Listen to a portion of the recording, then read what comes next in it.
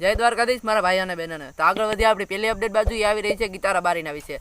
તો મિત્રો તેણે કાલે ઇન્સ્ટાગ્રામ સ્ટોરી પોસ્ટ કરી અને કીધું છે કે તેનો ટેટુડો સોંગ છે એ પહેલાં આવી ગયું હતું એક, અને ટેટુડો 2.1 થોડાક દિવસોમાં આવવાનું છે. તેના પછી તેણે એક પોસ્ટ અપલોડ કરી હતી અને તેમાં તેણે કીધું છે કે તેનું રેકોર્ડિંગ કમ્પ્લીટ થઈ ગયું છે, તો થોડાક જ દિવસોમાં તેનું ટેટુડો 2 સોંગ આવી જશે. મિત્રો આગળ વધીએ આપણે બીજી અપડેટ બાજુ એ આવી રહી છે કેસુર કિંગના વિશે. તો મિત્રો વર્ષ દિવસ પહેલાં એક ઇવેન્ટ થયો હતો યુટ્યુબરોનો, અને તેમાં કેસુર કિંગ પણ ગયા હતા. તો આખેલે પણ યુટ્યુબરનો ઇવેન્ટ થવાનો છે, એમાં કેસુર કિંગ આવવાના છે.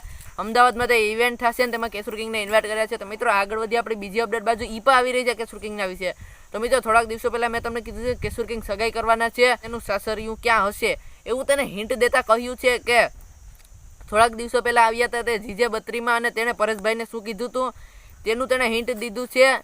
તો શાયદ તેની સગાઈ થવાની છે, એ પણ ગીર સોમનાથ. તો મિત્રો આગળ વધી આપણે ત્રીજી અપડેટ બાજુ આવી રહી છે પ્રદીપ વ્લોગ્સના વિશે. તો મિત્રો તમને ખબર જ છે કે આરસીબી ક્વોલિફાઈડ થઈ ગયું છે અને તેનું રમાવાનું છે એલિમિનેટર મેચ અમદાવાદમાં. તો અમદાવાદના સ્ટેડિયમમાં આરસીબીનો મેચ જોવા માટે જઈ રહ્યા છે પ્રદીપ વ્લોગ્સ. તેના વિશે તેણે કીધું, અને જો તમારે કોઈને મળવું હોય તો અમદાવાદ સ્ટેડિયમમાં જોવા મળશે સાંજે.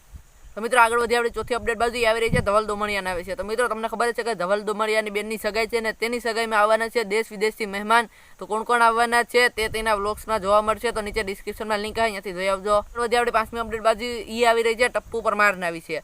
તો મિત્રો તે ગયા હતા અમદાવાદમાં મેચ જોવા. તે મેચ ભલે અબેન્ડન રહ્યો હતો, પરંતુ તે મળ્યા થોડાક ગુજરાત ટાઇટન્સના ટીમ મેમ્બરને. કોણે કોણે મળ્યા અને તેનું શું રિએક્શન હતું તે ડિસ્ક્રિપ્શનમાં લિંક આવે, અહીંયાથી આખો વ્લોગ તમે જોઈ આવજો. તો મિત્રો આગળ વધી આપણે આગલા સેગમેન્ટ ભાઈ આવે છે શુભેચ્છાઓનું. તો ઈશાન જોશીના 100K કમ્પ્લીટ થઈ જશે, તો હ્યુજ કોંગ્રેચ્યુલેશન. SK મોઢાવડિયાના 25K થઈ જશે, તો હ્યુજ કોંગ્રેચ્યુલેશન. જેક લાઇફસ્ટાઈલના ઇન્સ્ટાગ્રામમાં 150K થઈ જશે, તો હ્યુજ કોંગ્રેચ્યુલેશન. મિત્રો ચિરાગ ઠાકોરના 400K કમ્પ્લીટ થઈ જશે, તો હ્યુજ કોંગ્રેચ્યુલેશન. અને આઈએમ પરપોટાનો હેપી બર્થડે છે, તો હેપી બર્થડે, આભાર.